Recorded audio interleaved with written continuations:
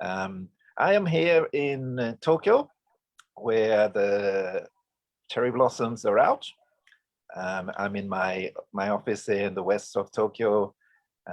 It's still a little bit semi state of emergency COVID situation. So most people are wearing masks outside, but I'm in my office, so no mask.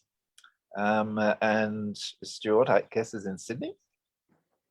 That's correct. Yep. Almost entirely COVID-free. Yes, yeah, but lots of rain apparently recently. A few days ago. Yeah, okay. And Andy is in Canada, I guess. COVID free? No. Well, Canada, being Canada, we have a very low loss of life for COVID, but a very slow vaccine rollout. We're a very cautious and very slow country. Yeah, well, Japan is also slow with the rollout and has been kind of going through a third wave, and they're worried about a fourth one coming. But anyway, let's start with this. So the idea for this panel, I think, it came to me a few years ago when this conference changed from Asian conference to language learning. And we kind of broadened it and simplified it, Asian conference on language. And one of the ideas I had at the moment was, yes, we need to focus on the power of language. Not many conferences do. We all focus on language teaching or language learning or language communication. And so just language alone. And then a few months ago, I got an email from Stuart about his new book and watched I think a short YouTube interview maybe on the web, and the words "a language for humanity" popped out in that interview, and I thought, that's it. That's the topic for a panel. At the time, I was thinking of more people, different people, but Stuart rightly pointed out then, when he agreed to this panel, that the smaller the better, the more focused, and the more discussion involving the audience. So that kind of started things off, and then kind of serendipitously, Andy Curtis came along via Joe, and Andy actually. I think in our talk a few days ago, you said that Stuart's book, which this one here, inspired you, or one of the books in your readings for your book, and this new peace linguistics. So I think we have some common threads running between our three different backgrounds. But first, let me introduce a little bit Stuart. We met a long time ago. I think 2007 actually, when you signed with my copy of your book in Sydney at the Centre for Peace and Conflict Studies, which again, that title, you reminded me then that you were the one who insisted it was peace and conflict study together, not just peace, that they go together. Yes, so Stuart has that background at Sydney University. He's emeritus professor there, and also a founder of the Peace Foundation, Sydney Peace Foundation there. I've also invited him to Keisen a few years ago to come and talk. And Andy, the order we'll go is first me, then Stuart, then Andy. So that Andy has just had a plenary. So probably you've all listened to Andy and know his background. But yeah, it was really interesting hearing this sort of connection a few days ago with Stuart's book. Okay, my introduction to the panel will be based on my teaching and my area, especially educational psychology, and one of the favorite classes I teach is language and psychology. And in that class, one of my main goals at the start of the class is to get students to go past thinking of language as an academic subject or language as a simple communication tool, to make them really think about language as this unique ability that differentiates humans from other animal species, the power that it has as a sort of a contradictory, in a sense, as the power it has to help us form groups, to communicate with, cooperate within groups, but that also languages, different languages separates us. So it has the power to build our social identity, our language, but that kind of separates us from other groups with other languages, with other social identities. So it has that sort of contradictory aspect.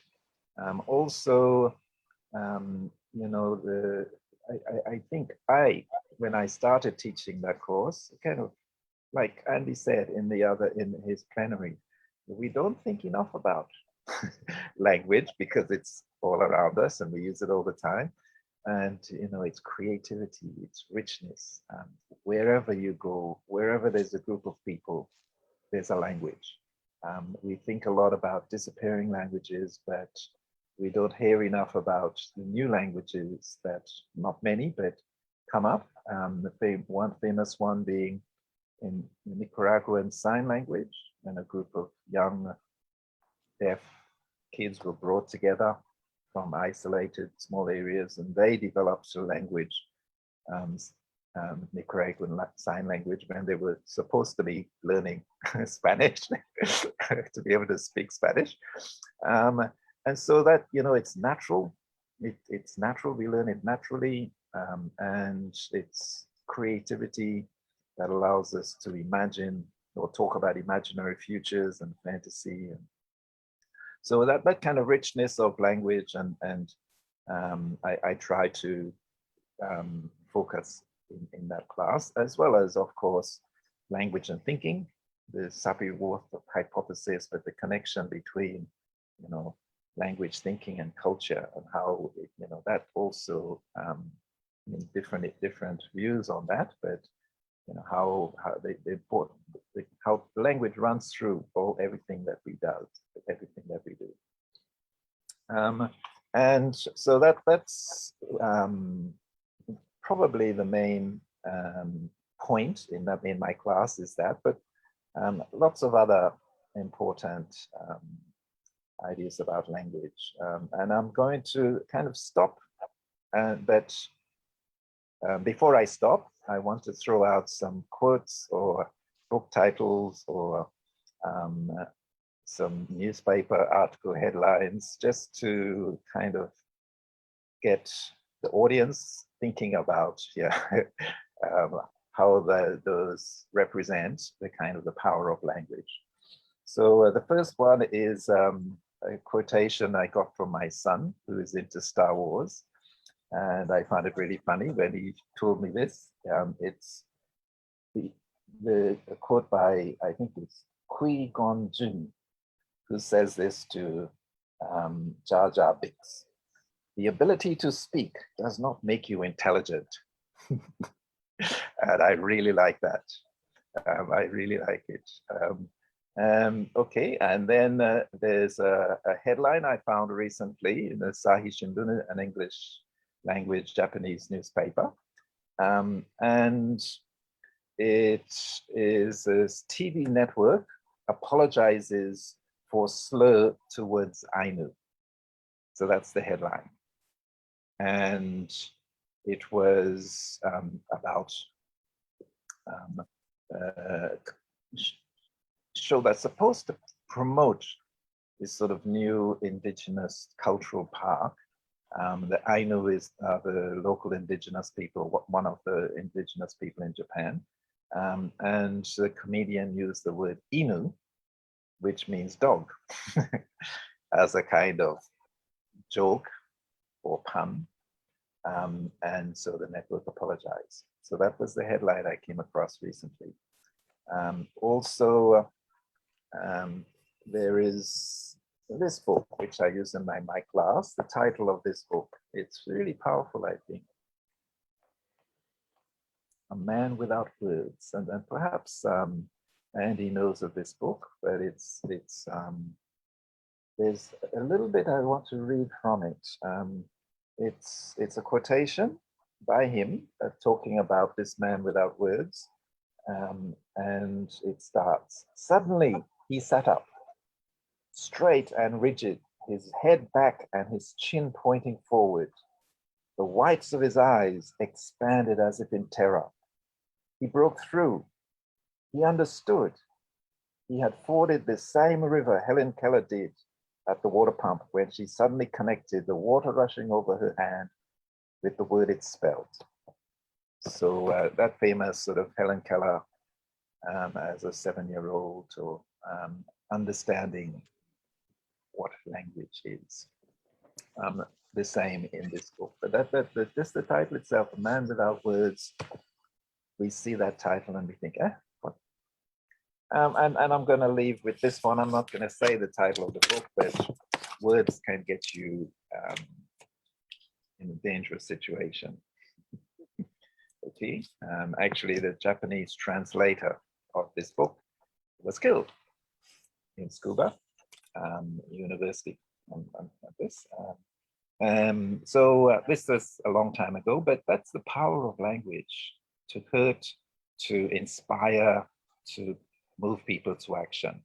I'm going to stop there. And I'm going to hand over to Stuart to maybe inspire us with some of these ideas, some of this poetry, perhaps. Okay, yeah. Thank you, Stuart. Over to you. Okay, well, first of all, thank you so much for inviting me and being able to listen to you all. As you probably inferred, my idea of a language for humanity came after I'd plowed through data from every democracy, every dictatorship, every theocracy about cruelty being central to domestic and foreign policies. And there, if I can do a bit of a terrible commercial, is the title of the book, Cruelty or Humanity. Because in the language for humanity, which I'm going to talk about, I'm merely going to redefine certain concepts. First of all, redefine what we understand by humanity, redefine what we understand by human rights and politics, and try to be as brief as possible, because I suspect that the question and answer session is going to be as valuable as a monologue from somebody with grey hair. Now, for me, redefining humanity really has to address the free market, laissez-faire, economic rationalist policies that everybody listening to this broadcast has been on the receiving end of since they were born. The idea, essentially competitive capitalist idea that life, your quality of life depends on how well you compete in an aggressive marketplace. And the notion of humanity can hardly be separated from that. You can see who the losers are, for example, in the current apartheid war over the distribution of the vaccine. A second feature of current affairs concerns literally planetary survival. So unless we address the massive use of violence towards planet Earth, as though the resources are infinite, then humanity may become extinct. So it's very difficult to talk about humanity except with reference to protection of planet Earth. And I suppose a third concept, third issue here concerns the immediate responsibility for nuclear disarmament. Again, an example of aggressive use of power. Now, I won't be talking about language in a sense in which some of your contributors have already talked about it. I'm merely saying, with regard to the redefinition of humanity, that unless we are immediately aware of the forces that are affecting life on Earth, there won't be anything to talk about. The second issue in language concerns the notion of identity.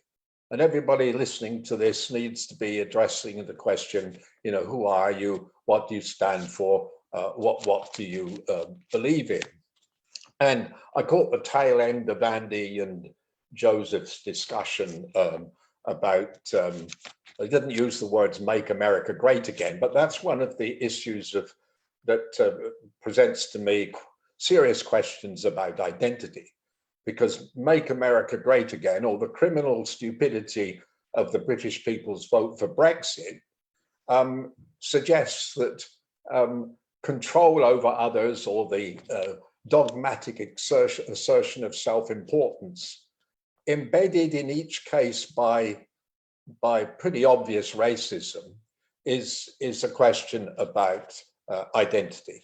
Wherever I have been in peace negotiations around the world, wherever I've been in desperately dangerous conflict situations, in particular in the Middle East, the issue is always about, please take me seriously. Will you hear me? People are at war with one another because those questions are not seriously answered. So that's why I raise the business of identity.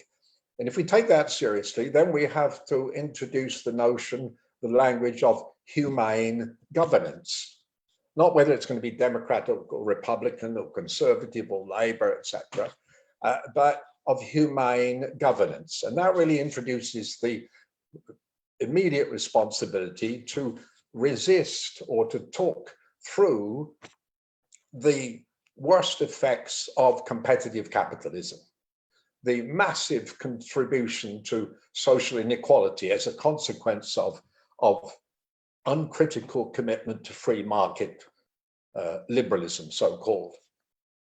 And if you conceive the extent of mental illness, of mental illness around the world, if you look at the suicide rates, if you look at the millions of people who regard themselves, who are treated as worthless, if you think of the 15 million people who are stateless, disproportionately Rohingya and Palestinians, or the 65 million people who are on the move, then humane governance has to address those issues. And in terms of peace studies, I'm vaguely, the humane governance would have as a major standard, not peace, but peace with justice. I mean, I'm vaguely interested in peace. I'm monumentally interested in peace with justice. That takes me to the next question of the responsibility of language to redefine what we understand by human rights. In certain parts of the world, it's easily dismissed, or the Universal Declaration is easily dismissed as some sort of concept, some sort of idea crafted essentially by people from the West, even though at the time, almost all the countries of the world signed up to the Universal Declaration. I want to say that the advocacy of human rights is not the particular preserve of lawyers. It's an everyday responsibility. It occurs in the home, in schools, in universities, in the workplace, on the streets, in national politics, in NGOs, in international relations. I mean, if for example, the notion of dignity, that key word, is central to every clause in the Universal Declaration, then we have a responsibility to remind ourselves about that. And it's come up in Australia recently, but I suspect all over the world, given the massive aggression towards half of the world's people who happen to be women.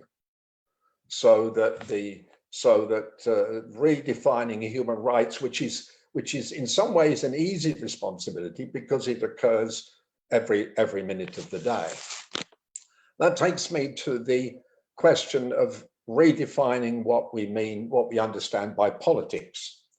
You know, all sorts of people say, well, I'm not involved in politics. I don't, you know, I'm not particularly political.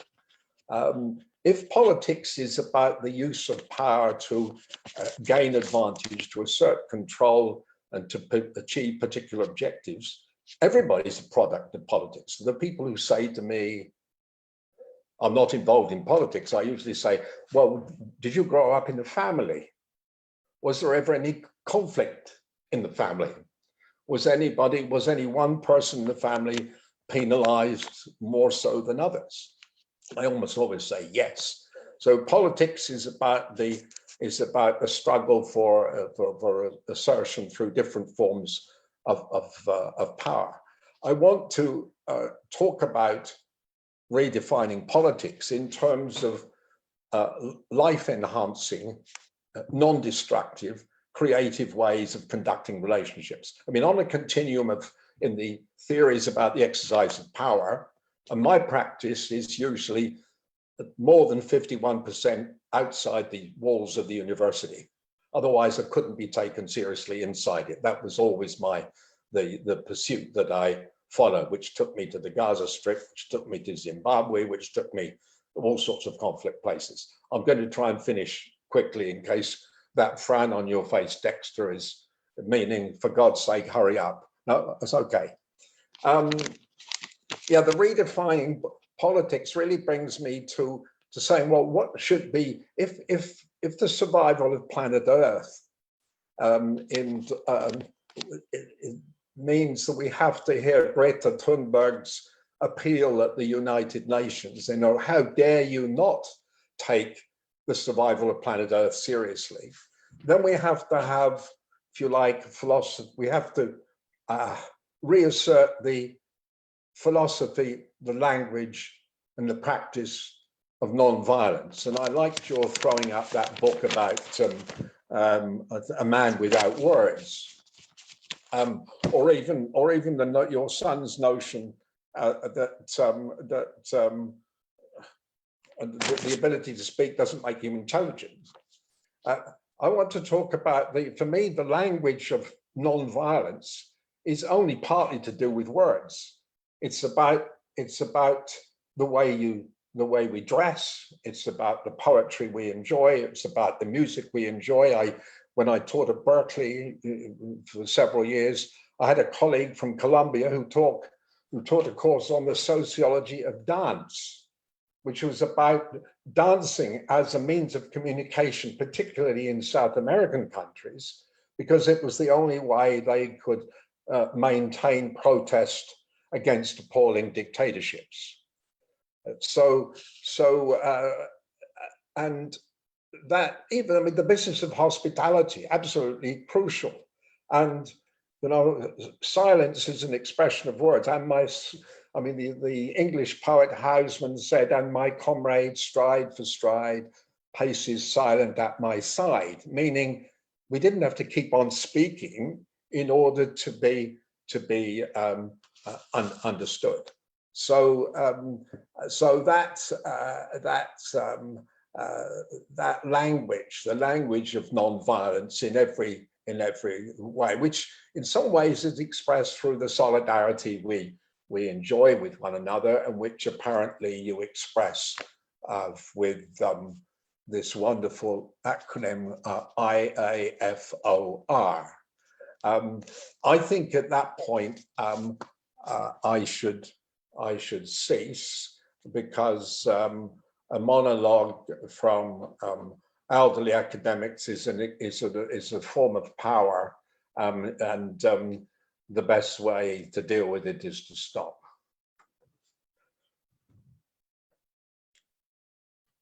Okay, thank you very much, Stuart, for all of those ideas and redefining politics, looking at the role of language in human rights and peace. I think those are the kind of things that Andy is probably starting to look at. We have a lot we can talk about, but we we really want to bring in the audience. So can I just add a couple of things that I really overlooked? One is that the courage is in trying to make a difference. I think one of you referred earlier to taking risks that go outside the usual boundaries, and there has to be courage to do that. I mean, I frequently confront federal politicians in this country and say to them, particularly over Palestine, why don't you try and be more courageous? Because it'll be quite good for you. It'll be good for your mental and physical health. You should try it twice a day after meals. And the other thing I encourage, and I think you've heard me in your university saying to students, I want you to be more, and to colleagues, I want you to be more promiscuous. And they usually think, well, what a splendid idea, except that it's not quite what, it's about that interdisciplinarity to derive inspiration from whatever source you can find. Okay, so promiscuous courage. Okay, courage and being interdisciplinary or promiscuous. Nice. Okay, so what we will do is I'll ask Andy to have his talk. Whether you want to respond to anything I said or Stuart said, that's up to you. But you have some time to input new ideas, your own ideas, or to expand on your talk. Please, Andy. Thank you, Dexter, and thank you very much to Professor Rees. You don't know me, but I have been reading your work, Professor Rees, for a long time, and some of the ideas I put into the chat bar, this notion of intellectual promiscuity, is a new phrase for me, which I will quote you on, but that is exactly the kind of phrase that I thought, if I ever get to meet this guy one day, that's probably the sort of thing he's going to say. So I really do appreciate that.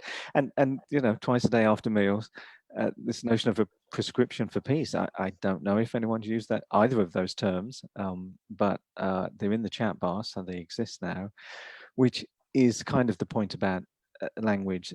There was so much in what you said, pretty much all of which I agreed with. It doesn't make for much of a panel if you just agree with everything the person says.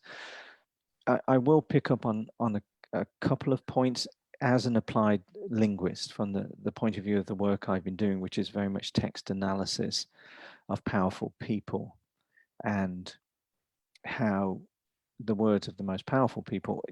One of the things that people have said to me is, why are you focusing on so much on powerful people? Shouldn't it be about individuals? So I do make the point in my talks and in my book that yes, everyone has the responsibility and everyone has the ability to make the world a less conflicted and a more peaceful place, but we don't all have the same power, which very much came out in your comments. And so the people who have power are the people who have privilege, and therefore everything they say and write, I think, has to be looked at. But I make the point in my own book that my book and the field of new peace linguistics is not going to make the world a more peaceful place. No book will. You look at the Bible, the Quran, most religious texts have been used, in fact, as a justification for war. So not only have the world's most revered religious texts not brought about peace, but they have been misquoted and used for warist purposes. So there are limits to language, and you pointed out two of them, which I wanted to pick up on. One is you mentioned dance, and I first, as far as we know, the first university level course, credit bearing, was taught at Brigham Young University in Hawaii. I developed and taught the course, and growing up in England, the hula dance was something that Elvis Presley did, and was a very kind of exotic thing. And having spent time teaching peace linguistics and attending very private and personal performances of traditional Hawaiian dance helped me understand the limits of language, whether it's written or spoken. So that for me was kind of an epiphany, and you happen to mention that. The other thing that I write about in the book is the power of silence. It's a bit of a cliche to say sometimes the best response is no response, but I think we, to some extent as a society, partly because with social media, which in my book I call anti-social media, we are connected to the world 24/7. The globalization of media, we can log on anytime, day or night, and see death and destruction around the world, around the clock. So sometimes, especially in negotiations that I've studied, but that you have lived, the lack of language can actually be very helpful and very important. So even as an applied linguist, non-linguistic forms of communication, such as dance. My background is of Indian origin. My wife is from mainland China. And so both of us have grown up in the narrative tradition of dance. So I have sat through a 3-hour performance in India of some very, very long religious text, which I could never read. And although the 3-hour performance was pretty challenging, the dance helped me understand the text in the way the words could not have done. So non-linguistic forms of communication and the absence of language, I think, are two things that need to perhaps be explored more, that you mentioned, that I mentioned in the book. And I think those are just a couple of the many areas you mentioned that I wanted to follow up on. Okay. Wow. Well, your connection is really, really strong there. So lots of connected ideas. I think it's good if we maybe follow up, continue with these sort of themes that you brought up before we jump to any other questions from the audience. But just if you have any questions, please write them in chat. We will get to them. There's one there already, but please add to them. We'll get to them. So Stuart, do you want to follow up any of? Well, yeah. I mean, I liked Andy's response to dance. I mean, I'm sort of encouraged that if I have to go to difficult peace negotiations with the Israelis shortly, I think I'll take Andy with me, and he can open the proceedings by doing some kind of Indian dance, but not for 3 hours. But the other point I want to make really is that the dance is a form of language in itself. And I mean, the way you're dressing and your splendid, handsome beard, I mean, even if you'd said nothing to me, I would have picked up on that. So I see them, different kinds of, I could hum the opening chords, let's say, of, I don't know, a Beethoven symphony, if you like. I mean, they seem to me those are forms of language which have an international flavor.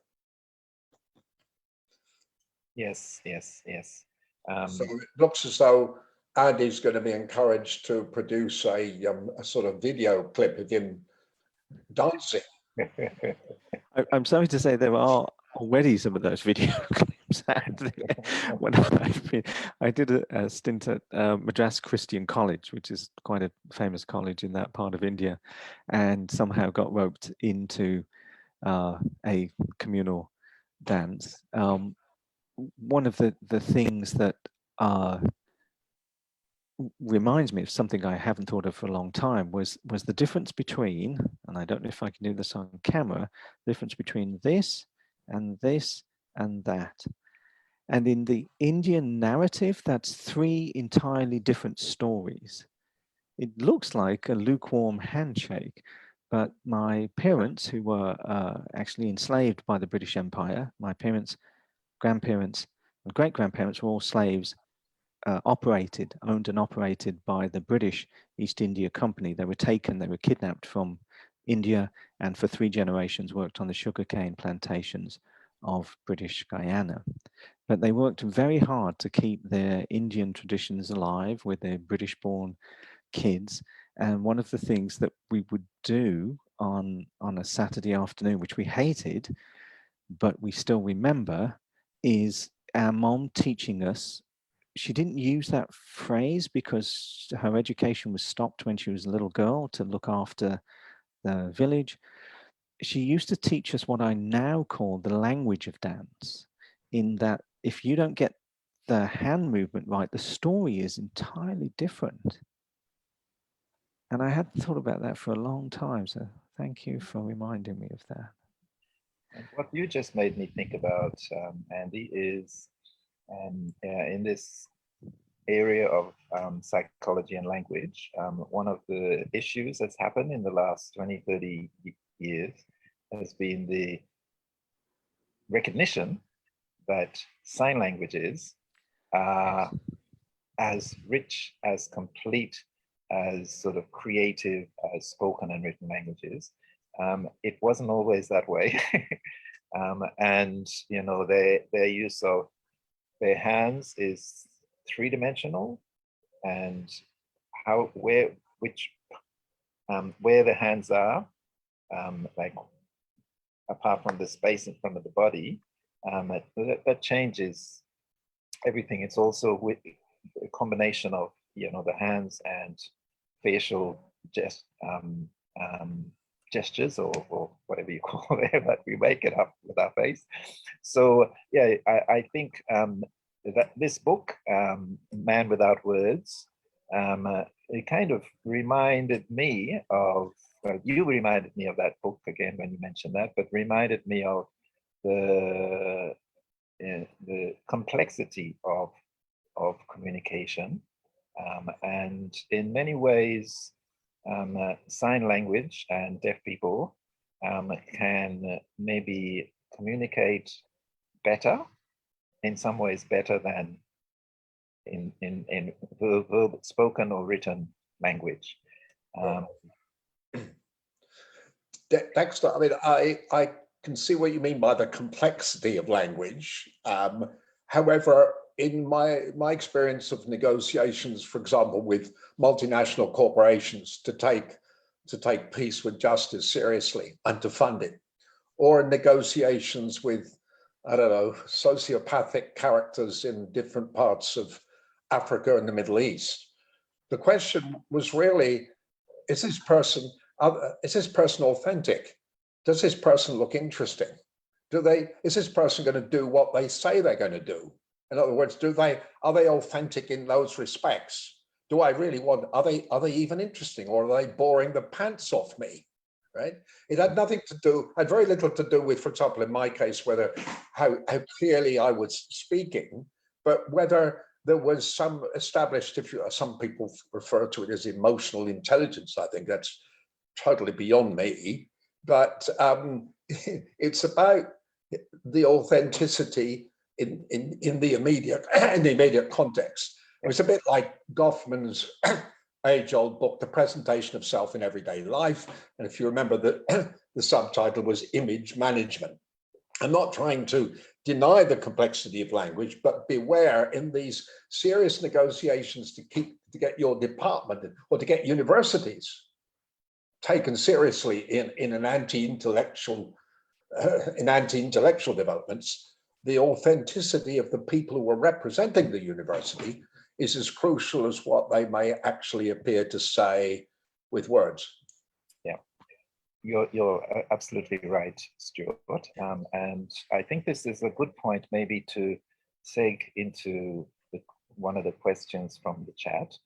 So the language that we use in these sort of negotiation is really important, and so yeah, complexity can really make things more difficult, complexity of language.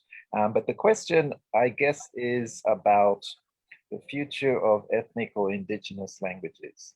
And I think this is something, how I see it as connecting to your point is, yeah, the language, understandable or native language, or the language that people feel comfortable with or trust, that they trust, I guess is maybe the best word for negotiation or difficult situations. And often in multilingual situations, it's English or done through translator. And that, so the idea of the future of ethnic languages, you know, the role of ethnic languages for intercultural or any kind of negotiation, peace negotiation. Do they need to be translated? Do we need to try to accept that some of the communication should be done in ethnic languages, or to accept that we need a lingua franca?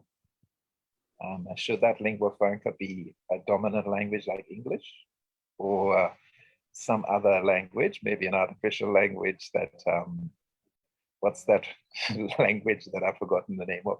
So this idea, it's a long question, but the future of ethnic languages, language, should we just accept that languages will disappear? And that can any language compete with English for the role of a lingua franca? Do you want to give some thoughts about that?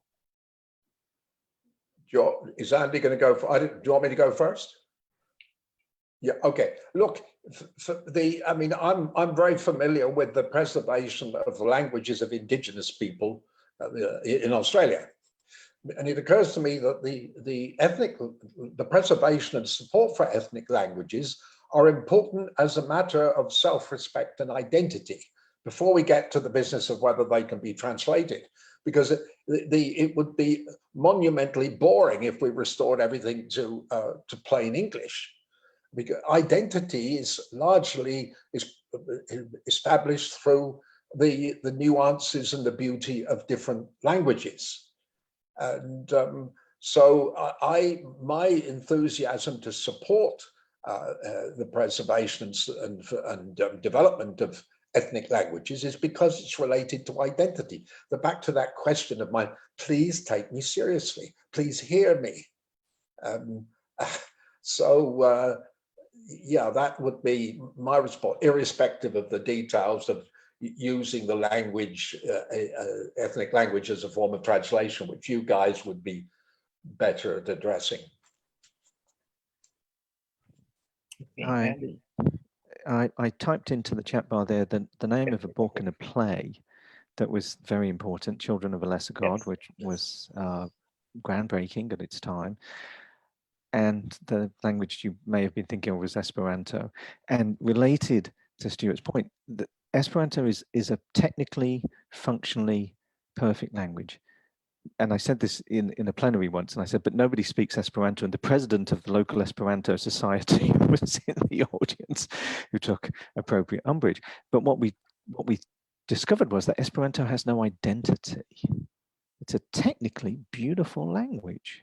It's based on Spanish in many ways, but without the identity that comes, nobody comes from Esperanto. And so no matter how well you learn it, the lack of identity turned out to be a really important thing in why don't we use Esperanto in international peace negotiations, or for that matter generally. So to Stuart's point, the relationship between language and identity came up ironically in the creation of this technically somewhat perfect, beautiful language, because nobody had strong feeling apart from the president of the local Esperanto society. Nobody was born into it, right? Nobody's born speaking Esperanto. You have to learn it, and it was mostly linguists. So the question of language and identity, I think, is extremely important. Some recent research that I've been looking at, which is not terribly well known outside of my field, is functional magnetic resonance, fMRI images of brains of people who speak more than one language. And they're now pretty confident that you can show on an fMRI scan, and I've actually seen enough of these, that if someone shows me the brain scan, the fMRI of a monolingual person, I can tell which one is the multilingual person. There are physical structures in the brain that now we can see. The manifestation of that And I was in a workshop earlier today where I was trying to follow a talk in one of the Canadian Indigenous languages of this area where I live, and was thinking about the language and thinking about learning. But it looks like multilingual people are able to have different perspectives. So if you say the word book or tree or war or peace, if you only have one language, you have a limited set of understandings, of cognitive understandings of that. But if you speak 6, or as some of my students, you speak 9, so this is to build on the importance of the preservation of languages, which was the first question. I don't think extinction is inevitable. That's the answer to that question. Can any language compete with English? Absolutely. Spanish, Mandarin Chinese, there are many languages. So there's the question of multilingualism. When the Association of Southeast Asian Ministers decided to pick English as the language of their negotiation, there was some hefty discussion in many languages. So this notion of linguistic privilege and linguistic prejudice definitely relate to Stuart's point. And building on that, the idea that if you have a room full of people who all speak the language, but they only speak one language, it makes negotiation more difficult. The thing is, when you have 10 people in a room who speak 10 different languages, but they all use English as a lingua franca, it's also more difficult.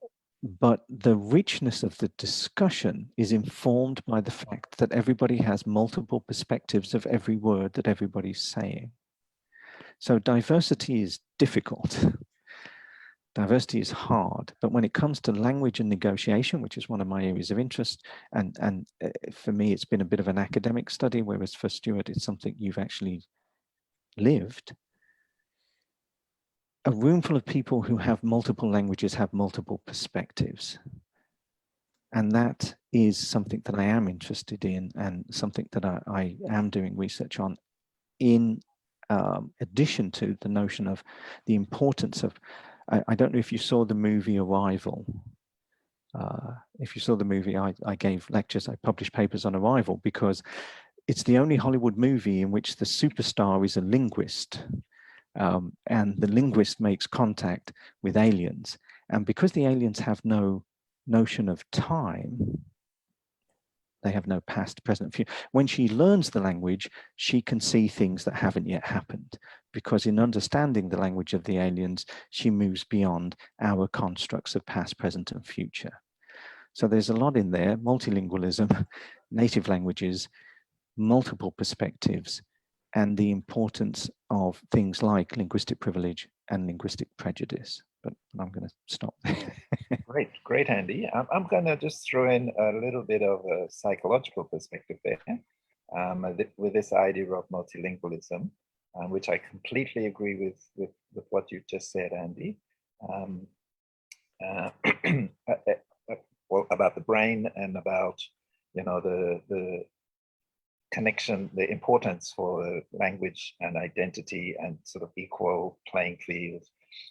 The little psychological aspect I'm going to throw in there is it's about social cognition, and just the feeling that everybody listening, even though you might just understand one of those languages, you are aware that other people around you are understanding other languages, and that those other languages have the understanding or the interpretations are equal to yours.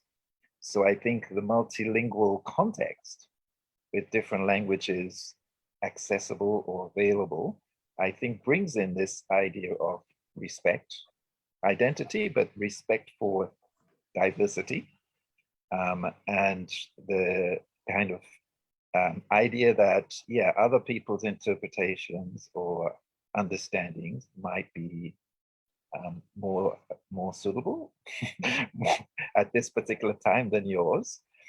So I think that idea of the cognition, the recognition that of the language, the difference interpretations and the different power of different languages.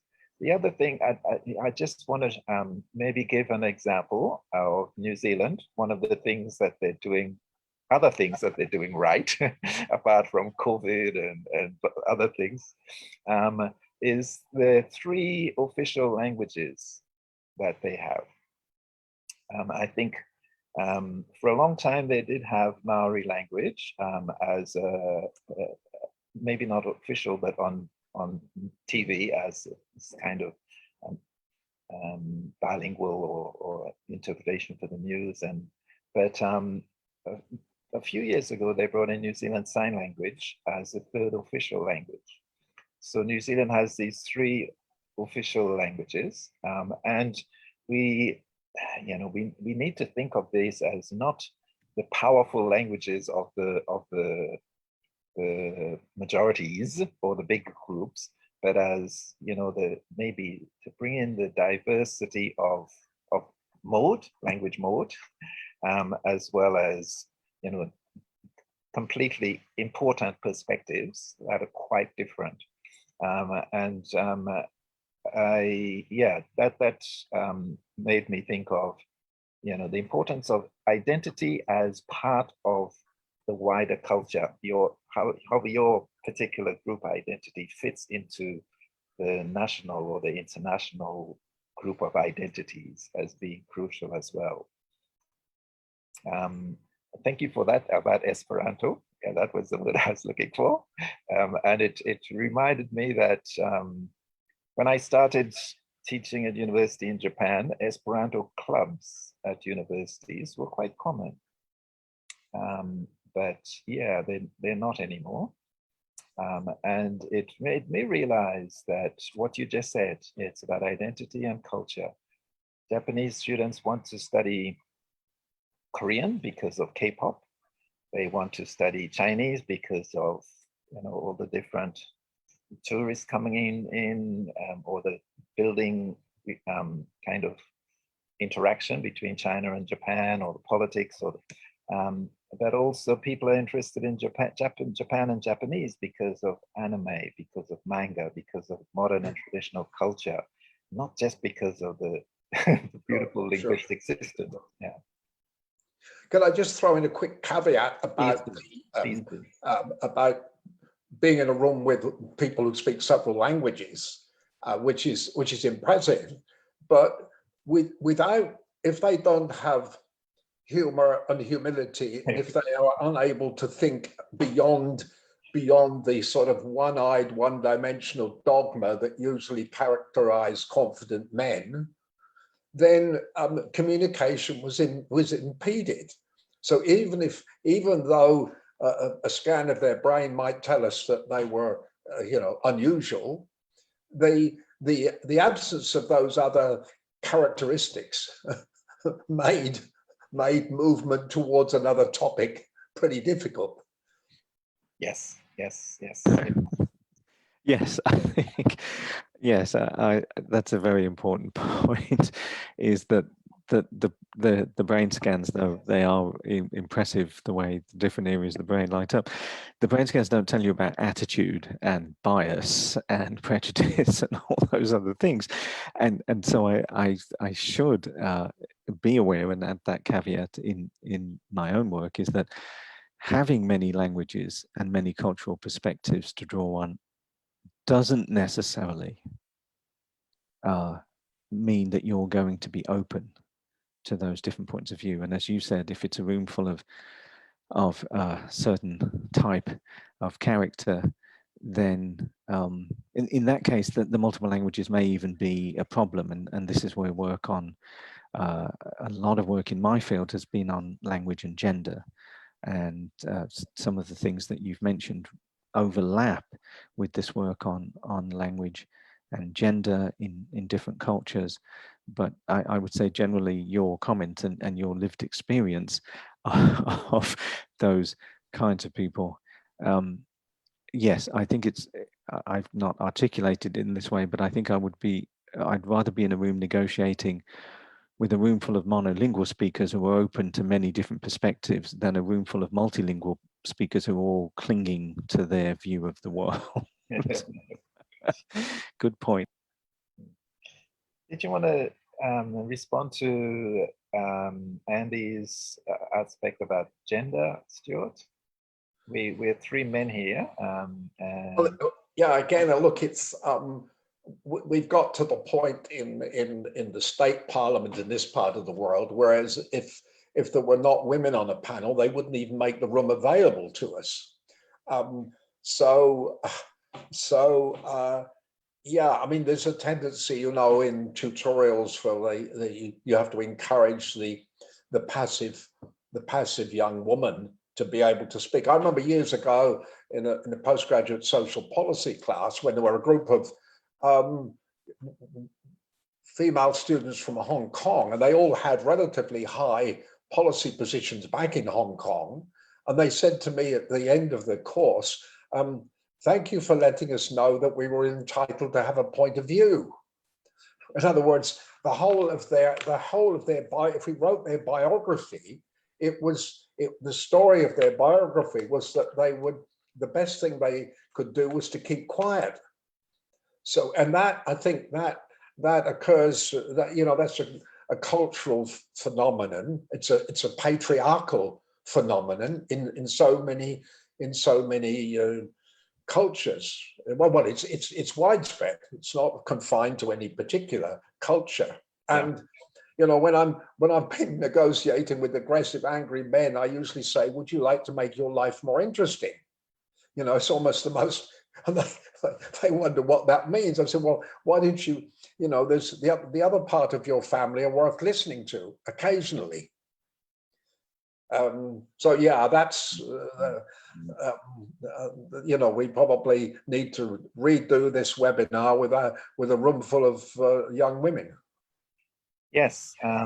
No, I think questions. I was hoping for questions from young women, but we have a late question here. That's going on into a different kind of area about AI, sort of translations of language in AI, which is kind of interesting. It's the future, but it's. I don't think we have about a minute if you want to give your perspective. Does AI have a role in the language for humanity, Stuart? Well, I think there's a sense of what we're talking about has a sense of urgency, quite apart from, you know, academic significance. I mean, it's that the rising tide of authoritarianism and populism. The evidence at the moment is that behind the shadow of COVID, massive inequalities have increased.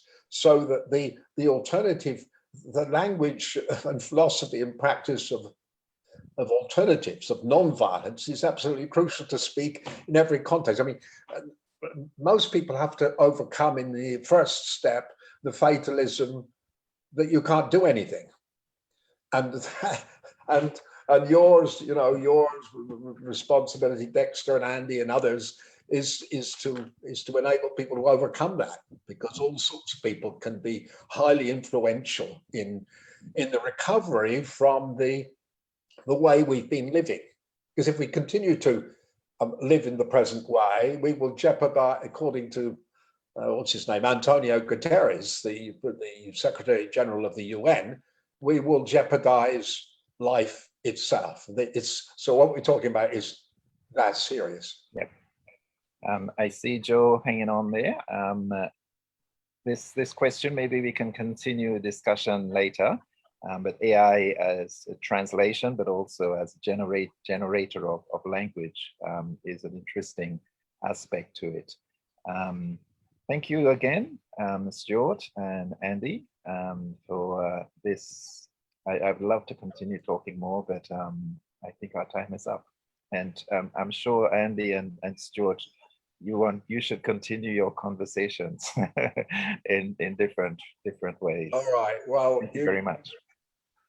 Well, thank you, Dexter, for being the director producer in a piece of distant theatre. Thank you so much. Good to meet you all. Thank you. And Joe, you want to? I'll come in, yes, and thank you officially. Thank you, Dexter, for managing that wonderfully. Thank you, Andy, and thank you, Stuart, for agreeing to being a part of this. I think one of the things that we try and do, obviously, with the plenary session is to sort of set the scene by trying to provoke as many people as possible into sort of thinking around the themes of what's going on at the moment. And of course, I think we've over-delivered, in actual fact, in the opening plenaries, because I think what we've seen there is a lot of meat. And I think certainly when we're trying to grapple with these ideas over the next sort of few days, that we'll be able to bring them to our own subject and unpack them a bit. I think that there's no way that you can obviously look at like peace linguistics and go, right, here it is, here's the answers, and I present these to you, unless of course you're in the field of religious doctrine and delivery there. I did actually want to comment on Stuart's role and this work between both academic work and activism. And one thing I just want to throw that out there and for him just to respond is that I think the bar to entry to being an activist is perhaps a bit too low. And I think some people are wanting to claim the title, if you like, of being an activist without actually doing any of the activist work. It's almost as though some areas of academia, like you haven't earned your stripes unless you're able to call yourself an activist. And I'm wondering if there's a devaluation of the term, and whether there is some way of us sort of giving value back to it. That might be a bit of a provocative question. No, it's a great question. I mean, to be taken seriously as academically, you have to do research and publish in referee journals, etc., which I would support. But at the same token, to be an activist, you have to be identified with certain projects and be able to show some achievements. For example, we have universal health insurance across Australia, partly because a group of us, myself and some brave trade unionists years ago, ran a campaign called Defend and Extend Medicare against the efforts of members of the medical profession, who said that only people who had private health insurance should be entitled to the best kind of treatment.